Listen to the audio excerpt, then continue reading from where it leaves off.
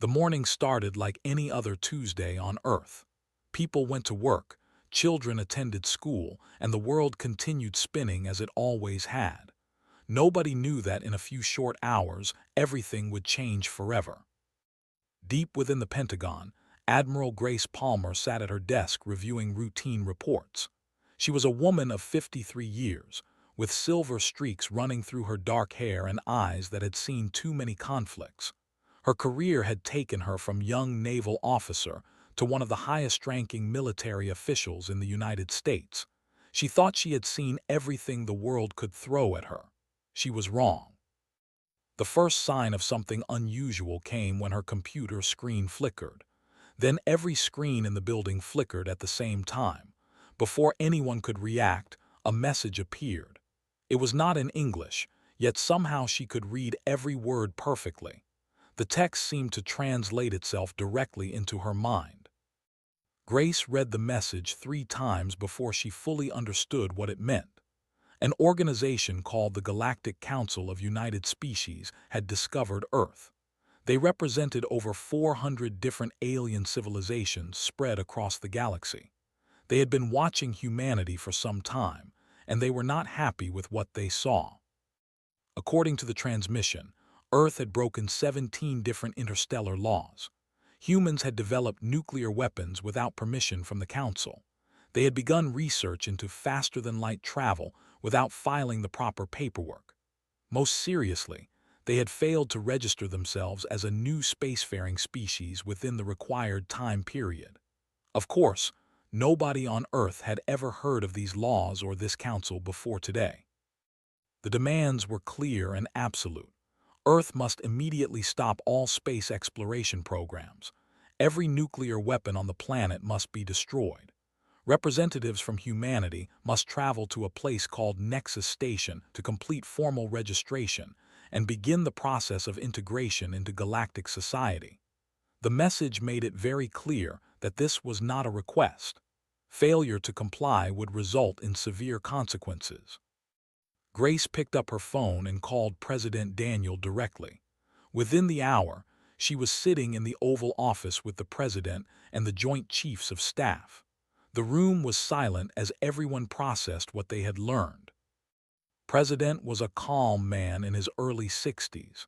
He had been a senator for 20 years before winning the presidency, and he prided himself on his ability to handle crisis situations. But this was unlike anything he had ever faced. This was not a conflict between nations. This was something far bigger. Secretary of Defense was the first to speak. She was a sharp woman with a quick mind, and she immediately understood the implications of the Council's demands.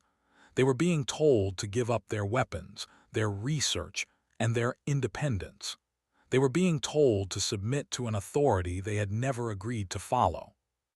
The question that hung in the air was simple but terrifying. What would happen if humanity refused? Nobody in the room knew the answer. The Council had mentioned peacekeeping forces and force compliance, but what did that actually mean? How powerful were these alien civilizations? Could Earth defend itself if it came to a fight? Over the following days, the message was shared with governments around the world. The United Nations held emergency sessions that lasted through the night. Scientists worked frantically to analyze the transmission and learn whatever they could about the technology behind it. Military leaders began quiet discussions about defense preparations. The public was not informed. The world's governments agreed that panic would serve no purpose. Until they understood more about the situation, the existence of alien life would remain a closely guarded secret. Ambassador Shaw was called out of retirement to handle the impossible task of communicating with the Council. He was 61 years old, with a reputation for handling the most difficult negotiations imaginable. He had brokered peace deals between nations that had been at war for generations. He had talked dictators into releasing hostages. He had spent his entire career doing what others said could not be done. Studied the Council's message for 3 days straight, barely sleeping. He learned everything he could about their demands, their tone, and their expectations. Then he composed humanity's first official response. The reply was polite and carefully worded. Earth acknowledged the Council's communication and expressed appreciation for the contact. However, humanity would respectfully decline the invitation to mandatory integration at this time. Earth wished to maintain its independence and continue developing at its own pace. The response was transmitted using the same technology that had delivered the original message. Then everyone waited. The Council's reply came within hours. They were confused. In their 12,000 years of existence, no species had ever simply refused their demands. They had protocols for rebellions and wars. They had procedures for negotiations and compromises. They had no protocol for a civilization that politely said no and offered no further explanation. Admiral Grace Palmer watched these exchanges with growing concern. She was a military officer, and she understood what this situation really meant. If diplomacy failed, and she suspected it would, humanity would need to defend itself. She began having quiet conversations with scientists and engineers about what might be possible. Meanwhile, President faced pressure from multiple directions. Some advisors urged immediate compliance with the Council's demands. They argued that fighting an enemy with thousands of years of technological advancement was suicide. Others insisted that surrender without a fight would mean the end of everything that made humanity unique. The president listened to all of them, but in the end, he made his own decision. Humanity would not submit. They would not give up their weapons or halt their progress. They would find a way to stand on their own, whatever the cost. This decision was not announced publicly. There were no speeches or declarations. Instead, a secret project began. Resources were quietly redirected. The minds on Earth were recruited for classified work. Nobody knew exactly what they were building toward, but everyone understood that the future of their species depended on their success. Grace Palmer took charge of military preparations. Shaw continued his diplomatic dance with the Council, buying time with polite words and endless questions. And somewhere in a secret laboratory, Dr. Samuel Grant began studying the alien transmission, looking for weaknesses that could be exploited. The Galactic Council believed they were dealing with a primitive species that would eventually see reason. They had no idea that humanity had already begun preparing for war. They had no idea that the stubborn little planet called Earth would soon change everything they thought they knew about the universe. The first summons had been delivered. The first refusal had been given, and the countdown to humanity's greatest challenge had begun. 10 years passed since humanity first received the message from the Galactic Council. 10 years of polite refusal, quiet preparation, and growing tension between Earth and the rest of the galaxy. Ambassador Shaw had become the voice of humanity to the stars. Every week, sometimes every day, he exchanged messages with council representatives. They demanded compliance. He offered conversations. They threatened consequences. He asked for clarification. They grew frustrated. He remained patient. Had learned early on that the Council expected certain behaviors from new species. Young civilizations were supposed to be afraid. They were supposed to recognize the overwhelming power of the established order and submit gratefully to protection and guidance. Humanity was doing none of these things, and the Council simply did not know how to respond. The alien representatives tried different approaches. They sent diplomatic envoys in ships that could cross the galaxy in days, vessels so advanced that human scientists could barely understand how they worked. Received each envoy with courtesy and respect. He listened to their arguments. He asked thoughtful questions, and then he politely explained that Earth was not ready to integrate at this time. The envoys returned to the Council confused and empty-handed. How could such a primitive species be so stubborn?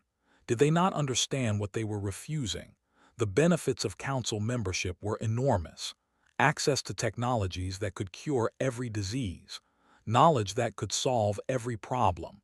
Protection from the dangers of a hostile universe. And yet humanity said no. Economic sanctions were imposed, though they meant nothing to a species that had never traded with the Council anyway.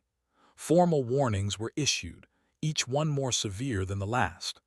Earth acknowledged every warning, filed them carefully, and continued on its own path. While kept the Council talking, the rest of humanity worked in secret. The project that had begun in the first year after contact had grown into something massive. Thousands of people now worked on what was simply called the Defense Initiative. Dr. Samuel Grant led the scientific team. He was a physicist in his 40s, brilliant but quiet, the kind of man who preferred equations to conversations. The alien transmission that had first contacted Earth contained more than just words. It carried traces of the technology used to send it. Samuel spent years pulling apart those traces, understanding how they worked, and figuring out how to build something similar. His breakthrough came in the fourth year. He discovered that the Council's faster-than-light communication used a principle that human physics had theorized but never proven. Once he understood the principle, he could apply it to other things. Engines, weapons, shields. Everything the Council could do, humanity could learn to do as well. Cole was the engineer who turned Samuel's theories into reality. She was a practical woman with no patience for things that did not work. When Samuel showed her his discoveries, she immediately began designing systems that could use them. Her first prototype engine was ugly and unreliable, but it worked. Her second was better. By the 10th, she was building things that even the Council had never imagined. The key was innovation. The Council had been using the same basic technologies for thousands of years. They had refined them to perfection, but they had stopped looking for new approaches long ago. Humanity had no such limitations. Every problem was an opportunity. Every failure was a lesson. Every success opened the door to something even better. General Bell coordinated the military side of the project. He was an old soldier, tough and experienced, with a gift for organization. Under his direction, secret facilities were built across the solar system. Shipyards hidden beneath the ice of Europa. Research stations on the dark side of the moon. Mining operations in the asteroid belt that also served as disguised weapons platforms. The work was slow and difficult. Resources had to be gathered without alerting the Council's observers. Technology had to be developed from scratch because nobody else would share it. Every component, every system, every ship was built by human hands using human knowledge. Admiral Grace Palmer oversaw the entire effort. She had aged in the decades since first contact, her hair now fully silver, but her mind remained sharp. She understood that they were racing against time. Sooner or later, the Council's patience would run out. When that happened, humanity needed to be ready. The fleet took shape slowly. The first ship was small, barely more than a prototype, but it proved that the concept worked. The second was larger. The third was armed. By the end of the 10th year, over 100 vessels were complete, hidden throughout the solar system where the Council could not see them. These were not copies of alien designs. They were something new. Human engineers had looked at Council technology and asked how it could be improved. They found answers the Council had never considered. Their ships were faster, their weapons more powerful, their shields more efficient. They were the product of 10 years of desperate innovation. Meanwhile, the Council debated what to do about the human problem. The Assembly of Species met regularly to discuss the situation. Some argued for continued patience. Young civilizations sometimes needed centuries to mature. Others demanded action. Every year that passed without consequences made the Council look weak. High Chancellor of the Dominion was among the loudest voices calling for force. His species had been part of the Council for 8,000 years. They had helped bring hundreds of new civilizations into the fold. The idea that some primitive apes on a backwater planet could simply refuse integration was insulting to everything the Council represented. Ambassador Shaw knew that time was running out. His sources within the Council reported growing support for military action. He continued his diplomatic work, stretching every conversation, raising every possible objection, buying as many days as he could. At night, he looked up at the stars and wondered if they would be enough. Humanity had worked miracles in the past decade. They had built things that should have been impossible. But the Council had 400 species and thousands of years of experience. When the final confrontation came, would human stubbornness and innovation be enough to survive? He did not know the answer. Nobody did. All they could do was keep working, keep preparing, and keep refusing until the day when refusing was no longer enough. That day was coming soon. 15 years after first contact, the Galactic Council finally lost its patience. The vote was held in the Great Assembly Hall on Nexus Station, a structure so large that it could hold representatives from all 400 member species at once. The question was simple: should the Council authorize military action against Earth? The debate lasted for 3 days. Species that had watched humanity's defiance with quiet admiration argued for continued diplomacy. They pointed out that the humans had never attacked anyone, never threatened anyone, never done anything except refuse to follow rules they had never agreed to. Perhaps, they suggested, the Council should reconsider whether mandatory integration was truly necessary. But louder voices drowned them out. High Chancellor stood before the Assembly and delivered a speech that would change history. He spoke of order and stability. He spoke of the dangers of allowing disobedience to go unpunished. He spoke of what would happen if other young species saw humanity escape consequences for their refusal. The vote passed with a clear majority. 200 warships from 8 different species would be assembled into a peacekeeping fleet. They would travel to Earth and force the humans to comply with Council demands. The operation was expected to be quick and simple. Humanity had no significant space presence that the Council knew about. They would see the overwhelming force approaching and surrender immediately. Commander Porter was the first human to know the fleet was coming. She ran a deep space monitoring station hidden in the asteroid belt, a small facility with powerful sensors that watched the outer edges of the solar system. Her job was to detect any approaching vessels and provide early warning to Earth. The night the Council fleet arrived, she was drinking coffee and running routine scans. When her sensors detected 200 ships appearing near the boundary of the solar system, she spilled her coffee all over her console. Her hands trembled as she the readings, checked them again, and then transmitted an urgent message to Admiral Palmer. The fleet was real, the fleet was coming, the war had begun. Admiral Grace Palmer received the message in her office on the moon. She had spent 15 years preparing for this moment, but now that it had arrived, she felt a strange calm. There was no more time for doubt or second-guessing. There was only the mission. She activated the secure communication network that connected every human military installation in the solar system. Her voice was steady as she spoke. The Council fleet was advancing slowly, broadcasting demands for immediate surrender. They expected humanity to see the overwhelming force approaching and give up without a fight. They expected fear and desperation.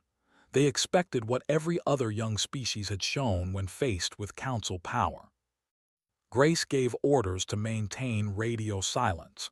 No response would be sent to the Council's demands. Every human ship would remain hidden in its concealed position. The alien fleet would be allowed to advance deep into the solar system, believing that humanity had no defense. On Earth, President Daniel addressed a secret session of the United Nations. Every world leader was present, connected by secure video link. This was the moment they had all dreaded and prepared for. The president's words were broadcast to every military installation, every research facility, every hidden shipyard. He spoke of the 15 years of work that had brought them to this point. He spoke of the sacrifices that had been made and the challenges that had been overcome. He spoke of what was at stake, not just for this generation, but for every generation that would follow. The Council believed humanity was weak and primitive, Today, they would learn otherwise. Today, humanity would stand and fight. The alien fleet entered the inner solar system, expecting no resistance. Their sensors showed a quiet solar system with no military presence. The primitive humans had apparently not even attempted to build a defense. Some commanders felt almost disappointed. They had hoped for at least a small challenge. Captain watched the enemy fleet approach from his hiding spot beneath the ice of Europa. His ship, the Resolute, was a destroyer-class vessel with a crew of 120.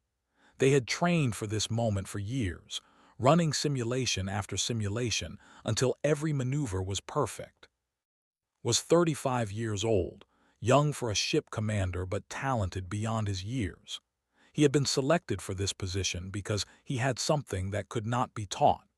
He had the ability to remain calm under pressure, to think clearly when everything was chaos, to make the right decision in the split second when decisions mattered most. His crew waited in silence, watching their screens as the enemy fleet passed overhead. Nobody spoke. Nobody moved. The tension was almost unbearable. The Council fleet reached Earth orbit and found a peaceful blue planet with no visible defenses. They began broadcasting demands for the planetary government to surrender. They expected diplomats to emerge, begging for mercy. They expected the foolish experiment in defiance to finally end. Instead, they received nothing but silence. High Commander of the flagship grew impatient. He had commanded Council peacekeeping operations for 2 centuries. He had never encountered resistance he could not crush. These primitive humans were simply too afraid to respond. He ordered his fleet to begin positioning for occupation. That was when everything changed. Across the solar system, human ships began to move. They rose from beneath the frozen surface of Europa. They launched from concealed hangars on the moon. They emerged from hidden positions among the asteroids. They from stealth fields that the Council had never seen before. 347 warships, each one built in secret over 15 years of preparation, each one carrying technology that the Council could not have imagined. High Commander stared at his sensor display in disbelief. This was impossible. The humans had no fleet. The humans had no technology. The humans were primitives who should have surrendered at the first sign of force. But the ships were real, and they were everywhere. Admiral Grace Palmer stood on the bridge of the Defiance, humanity's flagship, and watched the Council fleet scramble to respond. She allowed herself a small smile. The real battle was about to begin. The battle for Earth began with a moment of complete silence. Both fleets hung in space, facing each other across the void. The Council ships, ornate and golden, reflected the light of the distant sun. The human ships, angular and dark, seemed to absorb that same light. For one heartbeat, nothing moved. Then High Commander ordered his fleet to open fire. The first shots were energy weapons, beams of concentrated light that could slice through metal like paper. They were the standard armament of Council warships, refined over thousands of years to devastating perfection. Against any other young species, those weapons would have ended the battle before it truly began. The beams struck the human ships and did nothing. The shields Cole had designed absorbed the energy and dissipated it harmlessly into space. Council gunners stared at their instruments in confusion. Their weapons were working perfectly. The enemy ships should be burning, but they were not. Admiral Grace Palmer gave her first order of the battle.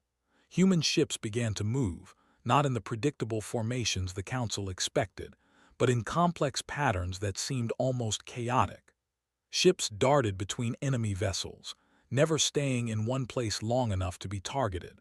Smaller craft harassed the flanks of the alien fleet, while larger warships positioned themselves for devastating attacks.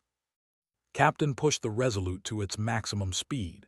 His ship wove between enemy vessels, too fast for their targeting systems to track. Every few seconds, his weapons officer fired a precise burst that struck enemy shields at their weakest points. The Council ships had never faced an enemy that moved like this. The human weapons were unlike anything the Council had encountered. They were not simply more powerful versions of existing technology. They were something entirely new. Dr. Samuel Grant had discovered principles that Council science had overlooked or abandoned long ago. Cole had turned those principles into weapons that could punch through shields that had withstood centuries of warfare. The first Council ship to fall was a cruiser from the species. Its shields failed under concentrated fire from 3 human destroyers. A final shot struck its engine core, and the vessel exploded in a flash of light. It was the first time in 400 years that a Council warship had been destroyed in combat. High Commander watched the explosion from his bridge and felt something he had not experienced in centuries: fear. He ordered his fleet to regroup, to form defensive formations, to focus fire on the largest human ships. But the humans would not cooperate. They refused to fight the way they were supposed to fight. They struck from unexpected angles, retreated before counterattacks could land, and appeared where they were least expected. General Bell had designed the battle tactics himself. He understood that humanity could not win a straight fight against a larger, more experienced force, so he designed something different. Human ships would never stand still. They would never engage in the kind of orderly combat the Council preferred. They would be unpredictable, aggressive, and relentless. The battle spread across the inner solar system. Fighting raged near Earth, around the Moon, throughout the asteroid belt. Council ships tried to concentrate their forces, but human vessels struck at the gaps they left behind. Every time the aliens secured one position, they lost another. Commander Porter had left her monitoring station to join the fight. Her small craft was designed for reconnaissance, but it carried enough weapons to damage enemy sensors and communication systems. She darted between the larger ships, blinding Council vessels and leaving them vulnerable to attack. On the Defiance, Admiral Palmer coordinated the entire battle. Her bridge crew reported constantly, feeding her information from every sector of the fight. She made decisions in seconds that shaped the course of combat. Move 3 destroyers to Sector 7.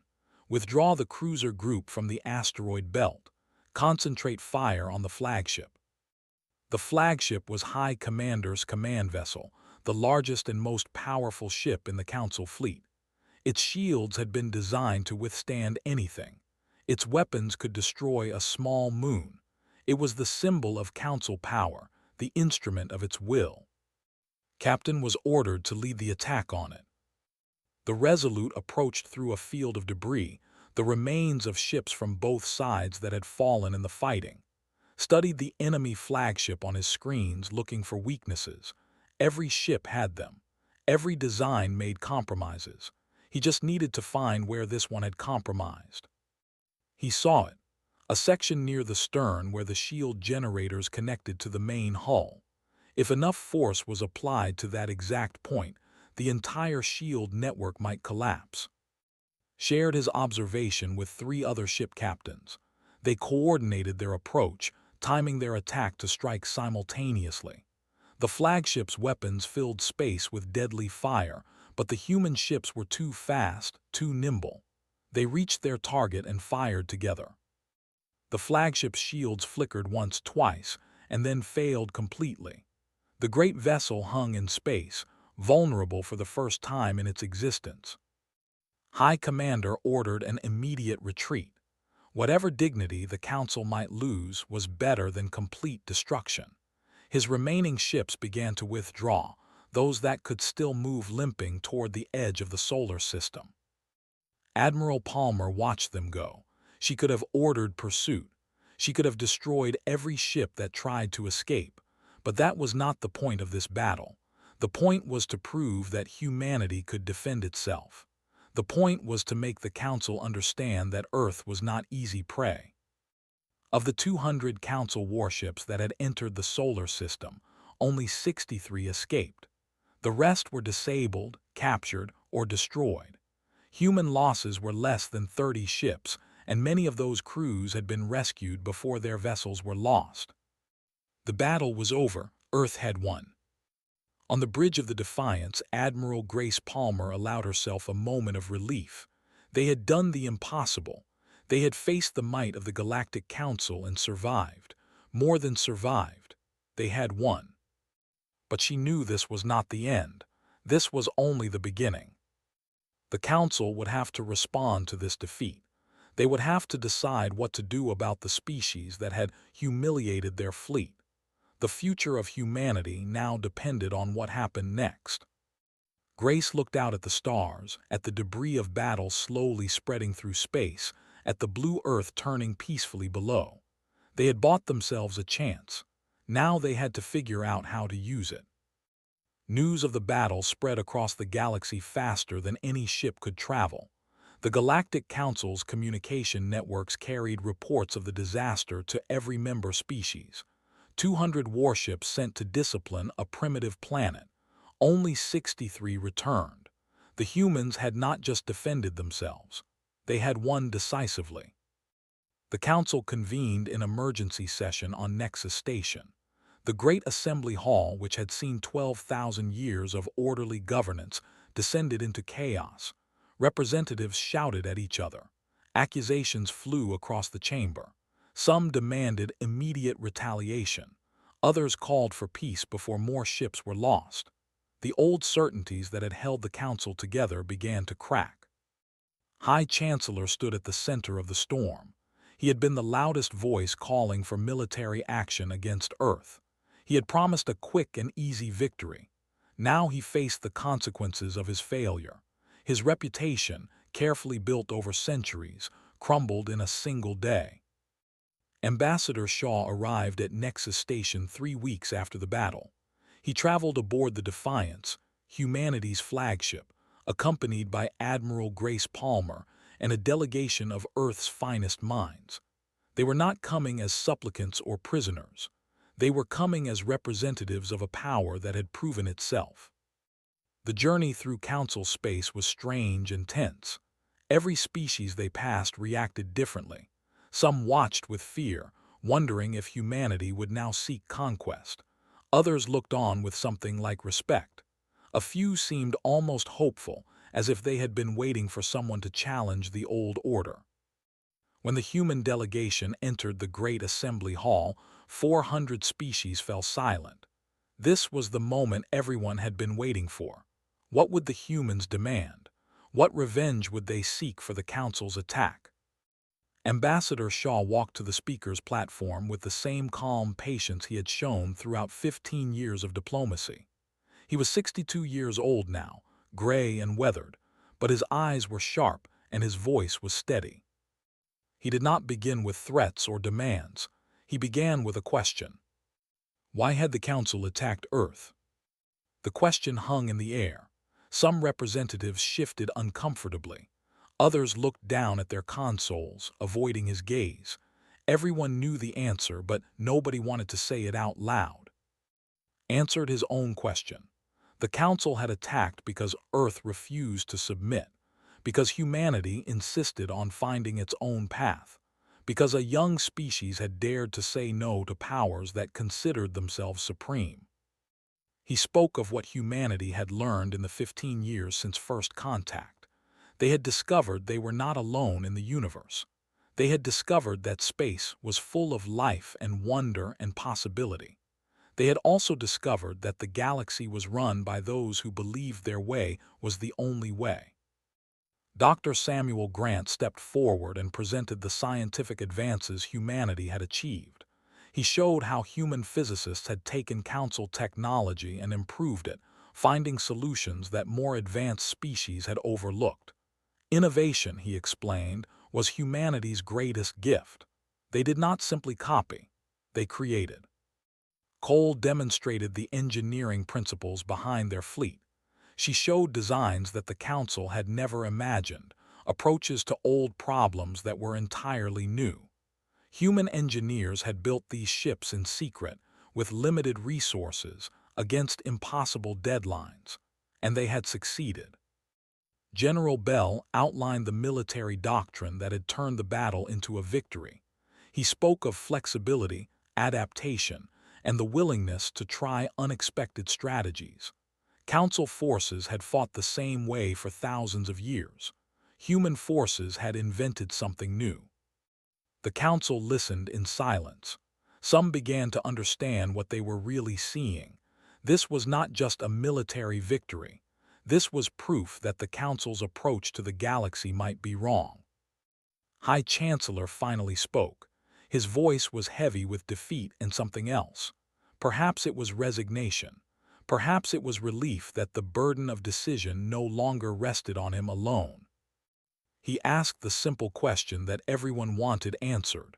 What did humanity want? Ambassador Shaw smiled. It was the same patient smile he had worn through 15 years of refusing council demands. Humanity wanted what they had always wanted. They wanted to be left alone to find their own path. They wanted to trade with those who wished to trade honestly. They wanted to form friendships with those who shared their values. They wanted the right to defend themselves against any threat. They did not want to conquer. They did not want to rule. They did not want to destroy the council or tear down everything it had built. They simply wanted to be recognized as equals, free to make their own choices. The vote was held that same day. For the first time in council history, a species was granted sovereign status without completing mandatory integration. Humanity would not be subject to council rules.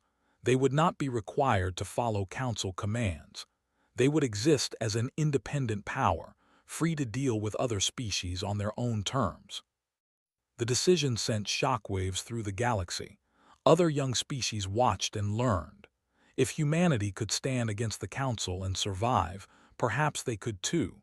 The old order, which had seemed eternal and unbreakable, began to shift. Over the following decades, things changed slowly but steadily. Other species sought exemptions from mandatory integration. Some succeeded.